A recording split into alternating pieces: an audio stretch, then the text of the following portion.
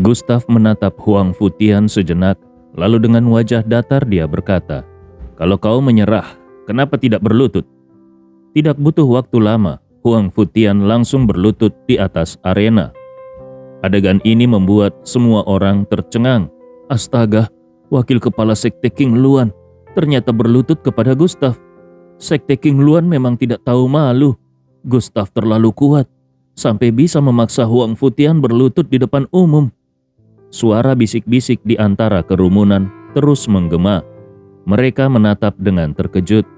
Wakil ketua Sekte King Luan yang selama ini berada di posisi tinggi, ternyata berlutut di hadapan Gustav.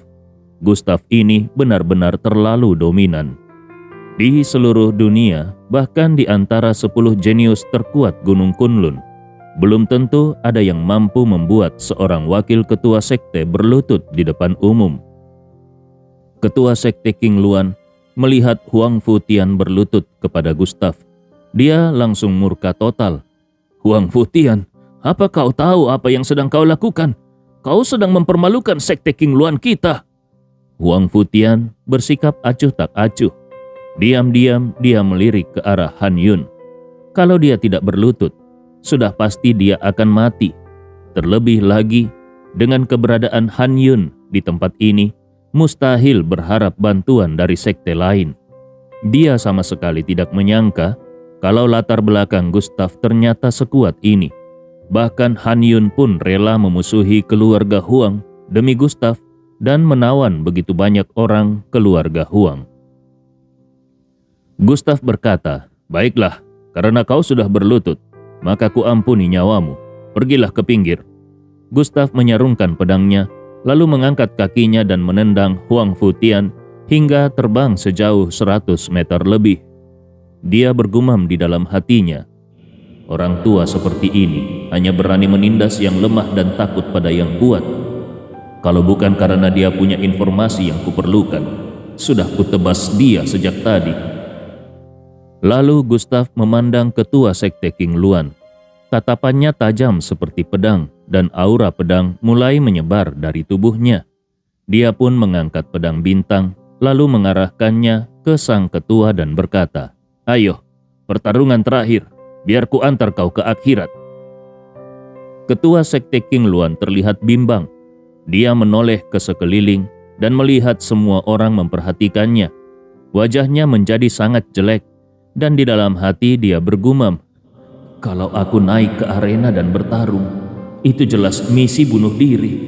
Gustav ini kekuatannya terlalu mengerikan, terutama pedang langit darah yang baru saja muncul tadi. Itu adalah kekuatan yang paling kutakuti. Kalaupun aku membawa serta 8 tetua sekte, Han Yun pasti akan ikut campur tangan juga. Akhirnya aku tetap akan mati. Kalau tahu begini, dari awal tidak seharusnya aku mencari gara-gara dengan Gustav." Akhirnya dia berkata, "Gustav, sebenarnya masalah ini masih bisa dibicarakan, bukan? Sebelumnya sekte kami memang banyak melakukan kesalahan. Itu semua karena aku buta dan bodoh, sehingga tidak tahu siapa yang sejati. Begini saja." Dia mengeluarkan sebuah kotak berisi pil spiritual tingkat 9, memaksakan senyuman di wajahnya lalu berkata, "Di sini, aku mempunyai sekotak pil langit kuno. Totalnya ada 6 butir. Semua pil ini adalah pil kualitas tinggi. Sangat bermanfaat bagi kultivasimu. Bagaimana kalau kita sudahi saja masalah ini?" Ucapan ini membuat semua orang gempar. Semula, mereka pikir wakil ketua Sekte King Luan sudah cukup memalukan saat berlutut pada Gustav. Tapi ternyata, sang ketua sekte sendiri pun merendah di hadapan Gustav. Gustav ini sudah bukan Gustav yang dulu lagi. Sampai-sampai Sekte King Luan rela mengorbankan pil langit kuno untuk memohon ampun.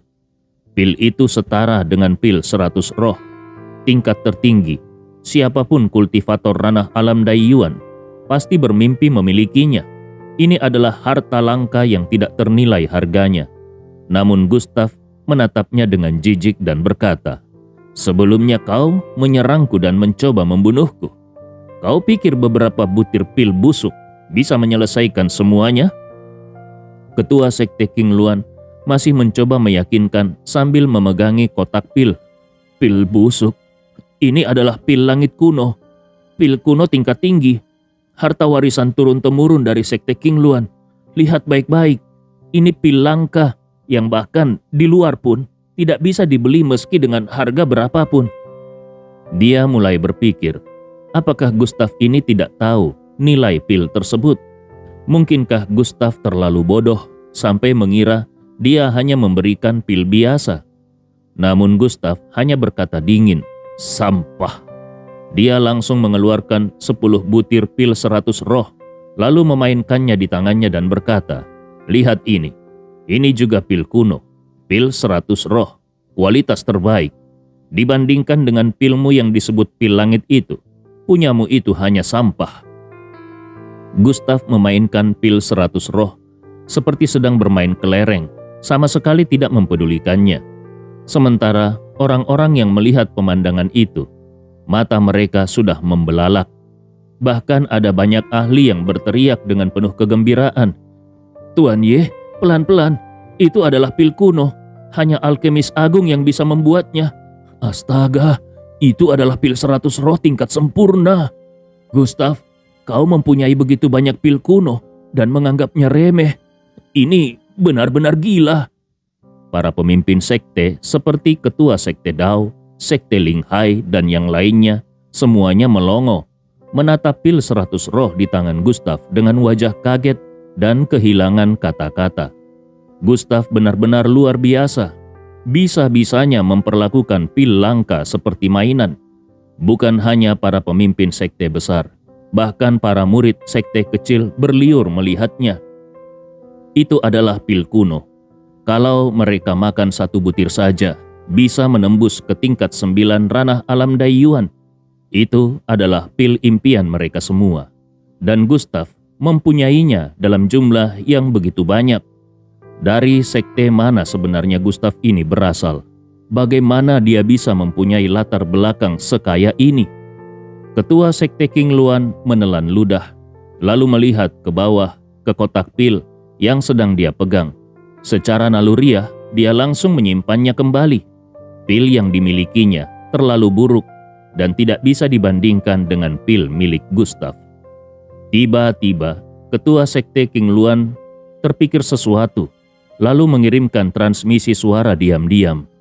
Gustav, aku tahu kau berseteru dengan keluarga Huang. Aku tahu cara untuk menghindari pengejaran para ahli di balik keluarga Huang itu. Di belakang keluarga Huang berdiri klan darah roh. Kau tidak akan sanggup melawan mereka.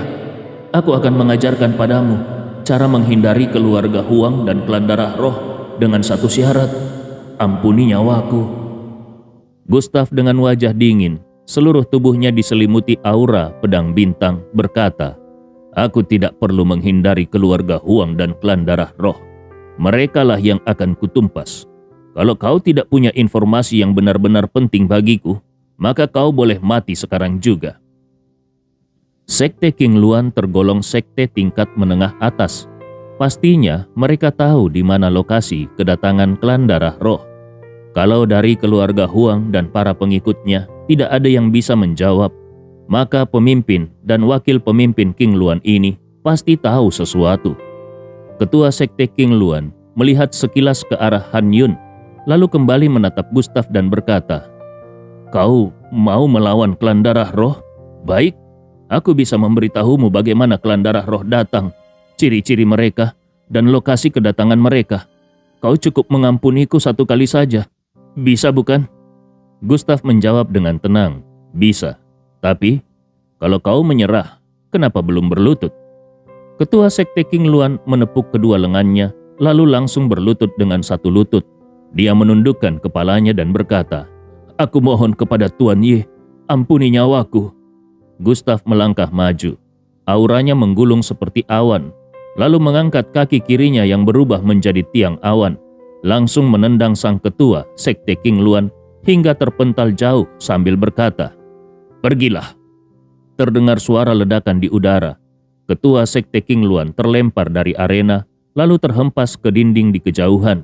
Bajunya sobek, rambutnya kusut.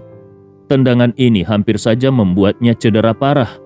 Kalau bukan karena baju perangnya, mungkin dia sudah mati atau terluka parah dan terkapar selama bertahun-tahun.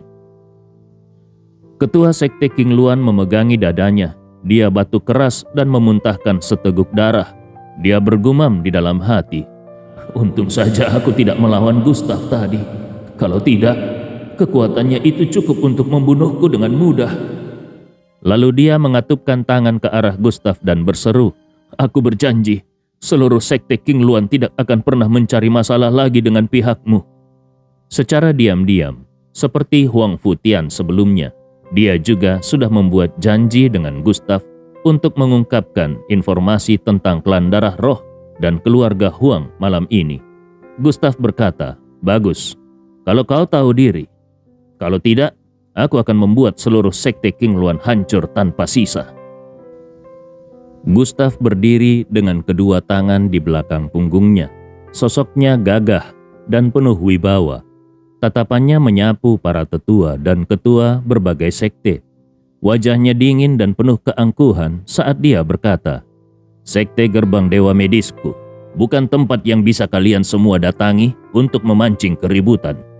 Dia mengangkat pedangnya dan menunjuk ke arah sekte-sekte besar seperti Sekte Ling Hai, Sekte Yun Hai, Sekte Dao, Sekte Tian Hai, Sekte Ling Fu, serta sekte-sekte lainnya, lalu berseru, "Siapapun yang berani melukai murid Sekte Gerbang Dewa Medis, aku sendiri yang akan membawa pedang dan tombak ke markas kalian, kemudian membasmi seluruh sekte kalian tanpa sisa."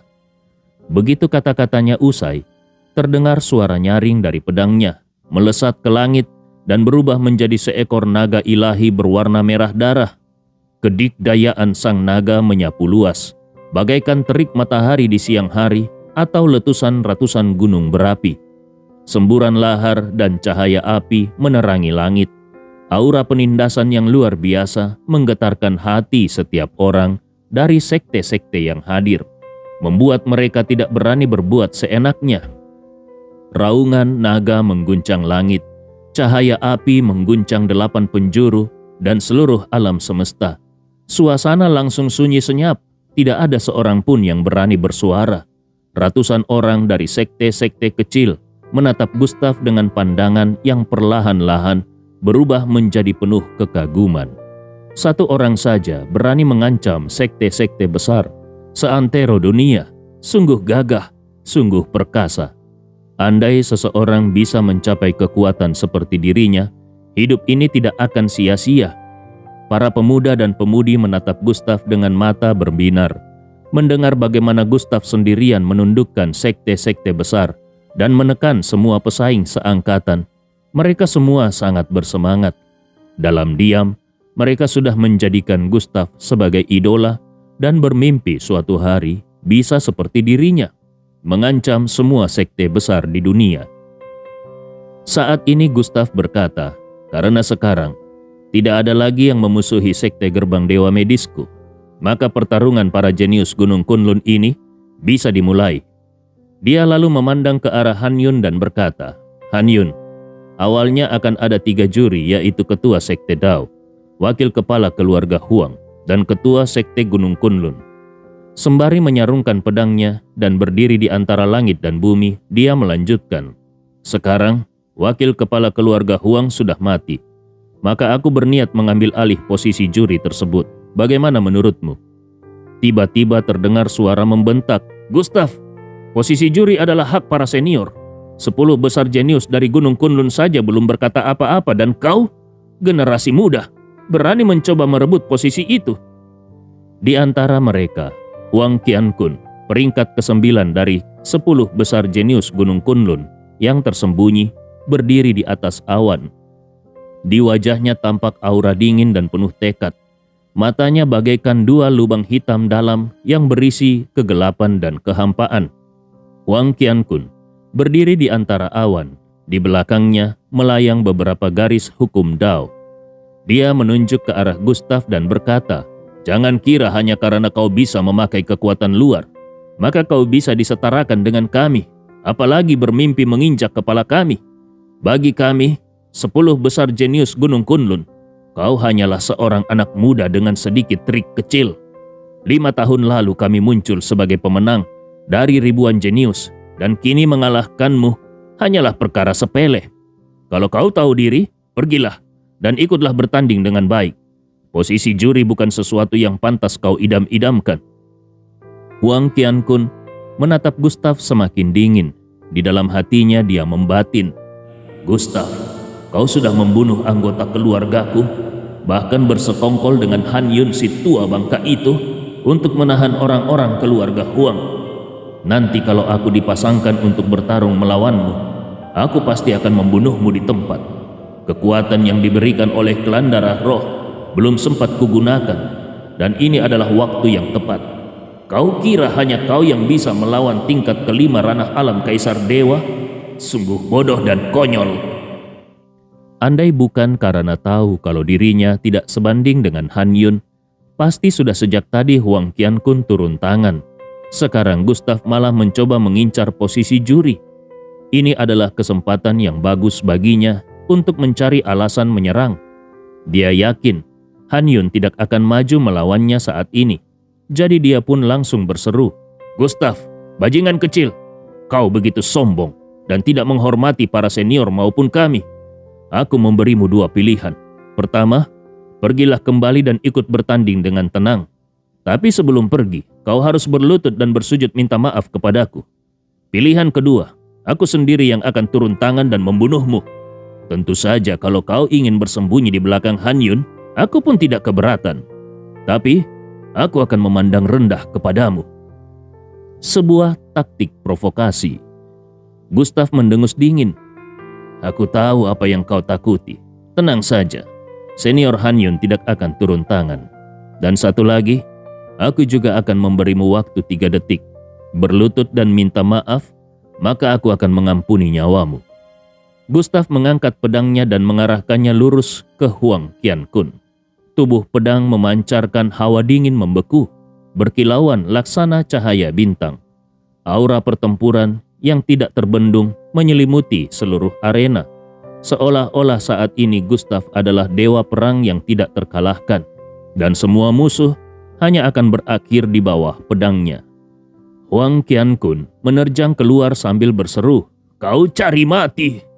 Kedua lengannya berubah menjadi bentuk naga dan harimau. Setengah manusia, setengah binatang.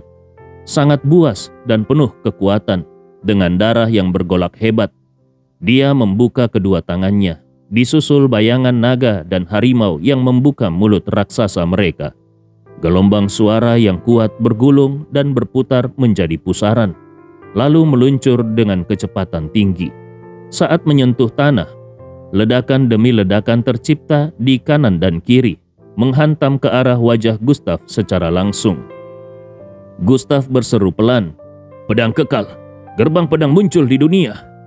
Tangan kirinya menusukkan tombak, melepaskan gelombang energi tombak bertumpuk-tumpuk yang laksana palu godam dan menghancurkan pusaran gelombang suara itu. Tangan kanannya mengangkat pedang tinggi-tinggi. Dari ujung pedang terpancar cahaya yang menembus langit dan mengguncang seluruh dunia. Di atas arena, cahaya pedang itu memancar menjadi banyak sinar, menyalakan bintang-bintang di langit, dan akhirnya membentuk pola-pola seperti jaring laba-laba di angkasa. Semua bintang menyala terang oleh cahaya pedang itu, dan di antara bintang-bintang tersebut muncul satu gerbang pedang raksasa di langit. Gerbang pedang bintang pun tampak nyata. Dari dalamnya ribuan pedang bintang menghujani bumi laksana hujan meteor yang gemerlap dan jatuh dari langit malam. Huang Qiankun menyatukan kedua tangannya sambil berkata, "Kau kira aku takut padamu? Teknik rahasia darah roh, naga langit, darah roh." Bayangan naga dan harimau berubah menjadi 2 aliran energi merah dan hitam, menembus langit dan membentuk sebuah langit biru yang baru. Dia pun berubah, matanya memerah seperti darah, dan kulitnya ditumbuhi retakan merah yang memancarkan cahaya sihir. Seluruh tubuhnya diselimuti cahaya merah darah. Seolah-olah dirinya menjelma menjadi jenderal iblis berdarah dari zaman purba. Dia menunjuk ke langit buatan itu, dan dari dalam langit tersebut, gelombang energi hijau menggulung dahsyat membentuk seekor naga besar yang melintang di udara. Sayapnya mengepak kuat, menciptakan bayangan naga di seantero langit, lalu menyerbu menentang langit dan menghantam ribuan pedang bintang yang jatuh.